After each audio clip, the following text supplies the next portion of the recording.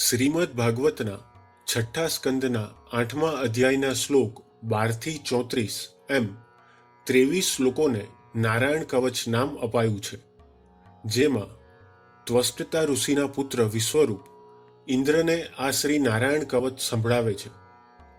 વિશ્વરૂપ પાસેથી આ વિદ્યા મેળવીને ઇન્દ્રએ યુદ્ધમાં અસુરોને જીતીને ત્રણેય લોકનું રાજ્ય ભોગવ્યું હતું.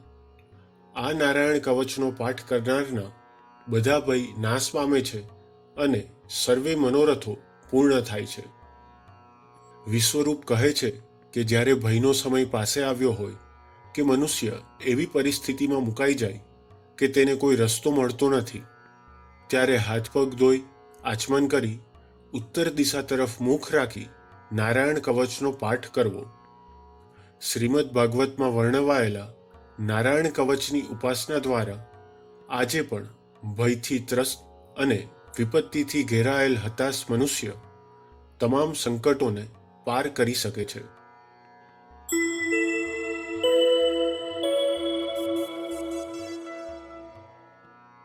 શ્રી નારાયણ કવચ 8 સિદ્ધિઓ અને 8 ભુજાઓવાળા ગરુડની પીઠ પર સવાર થઈને શંખ, ચક્ર, ઢાલ, તલવાર, ગદા, બાણ, ધનુષ તથા પાસ આ 8 આયુધોને ધારણ કરનારા શ્રીહરિ મારી સર્વ પ્રકારે રક્ષા કરો.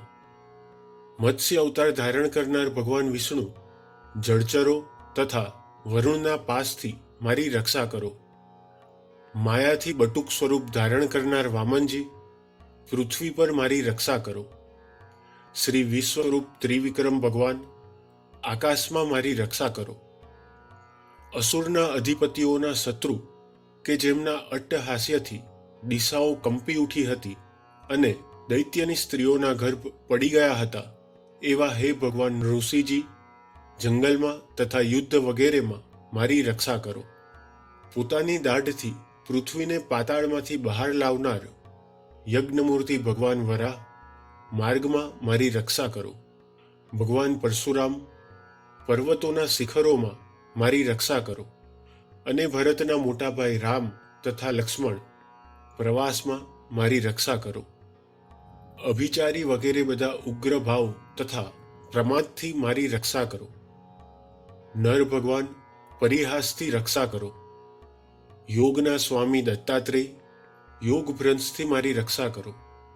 ગુણના સ્વામી કપિલદેવ કર્મના બંધનથી મારી રક્ષા કરો. ભગવાન સનતકુમાર કામદેવથી મારી રક્ષા કરો. ભગવાન હયગ્રીવ રસ્તામાંથી જતા દેવતાઓને પ્રણામ ન કરવા રૂપી અપરાધમાંથી મારી રક્ષા કરો.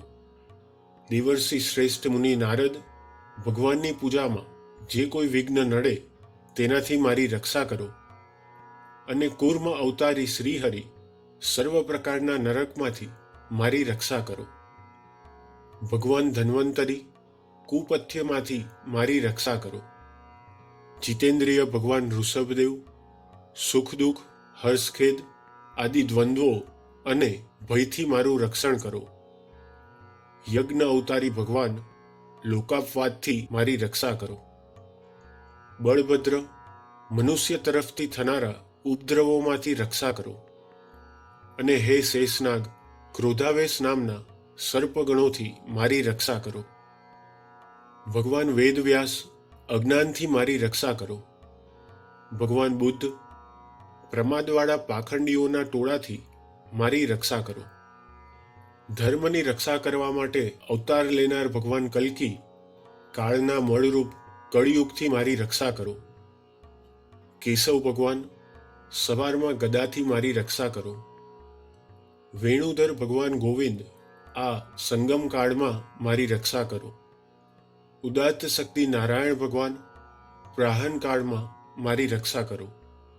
અને ચક્રધારી ભગવાન વિષ્ણુ મધ્યાહન કાળમાં મારી રક્ષા કરો.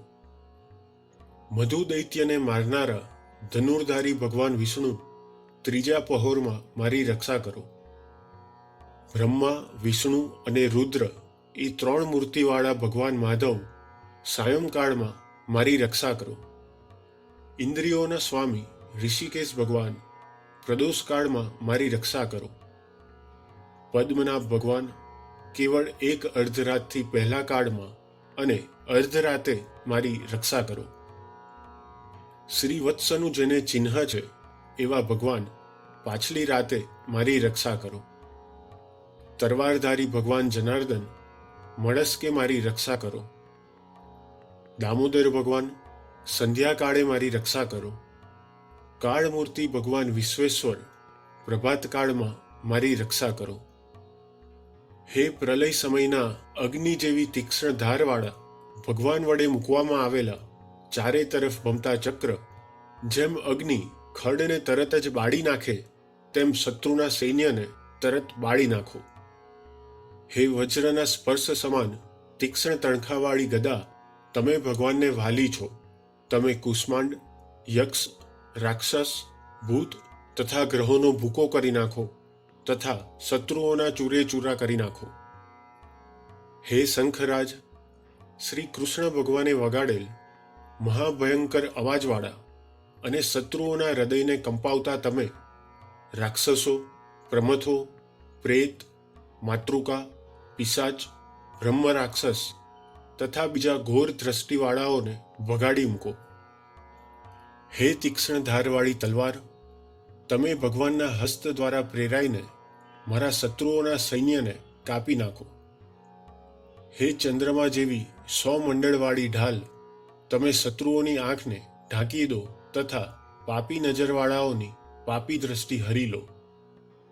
અમને ગ્રહોથી, કેતુઓથી, મનુષ્યોથી, સર્પોથી, દાઢવાળા પ્રાણીઓથી તથા પાપોથી જે ભય થાય છે તે સૌ તથા જેઓ અમારા સુખમાં વિઘ્ન કરનારા છે તે સર્વે ભગવાનના નામરૂપી અસ્ત્રના કીર્તનથી તરત જ નાશ પામો. વૈદિક સ્તોત્રોથી સ્તુતિ કરાયેલા વેદ સ્વરૂપ ભગવાન ગરુડ સર્વ સંકટોમાં મારી રક્ષા કરો તથા વિશ્વક્સેન ભગવાન તમે પણ સર્વ સંકટોમાંથી મારી રક્ષા કરો. શ્રીહરિના નામ, રૂપ, વાહન અને આયુધો સર્વ આપત્તિઓમાંથી અમારી રક્ષા કરો. ભગવાનના મુખ્ય પાર્ષદો અમારા બુદ્ધિ, ઇન્દ્રિય, મન તથા પ્રાણની રક્ષા કરો. વસ્તુતઃ જે કંઈ સત અસત છે તે બધું ભગવાનનું જ સ્વરૂપ છે. આ સત્યથી મારા સર્વ ઉપદ્રવો નાશ પામો. અભેદ દ્રષ્ટિવાળા મનુષ્યોને ભગવાન પોતે ભેદરહિત જણાય છે, તો પણ તે પોતાની માયાથી આભૂષણો, આયુધો તથા ચિહ્ન નામની શક્તિઓને ધારણ કરે છે. તે સત્યકથન વડે સર્વજ્ઞ તથા સર્વવ્યાપક ભગવાન શ્રીહરિ સર્વ પ્રકારના રૂપો વડે સર્વદા અમારી રક્ષા કરો. પોતાના નામની ગર્જનાથી લોકોના ભયનો નાશ કરનાર તથા પોતાના પ્રભાવથી બધા તેજને ગળી જનાર નરસિંહ ભગવાન ખૂણાઓમાં, દિશાઓમાં, ઊંચે, નીચે, અંદર, બહાર તથા ચોતરફ અમારી રક્ષા કરો. નારાયણ કવચનું ફળ કથન. વિશ્વરૂપ કહે છે, હે ઇન્દ્ર, આ નારાયણ કવચ જે મેં તમને કહ્યું તે ધારણ કરવાથી તમે વગર શ્રમે અસુરોના અધિપતિઓને જીતશો.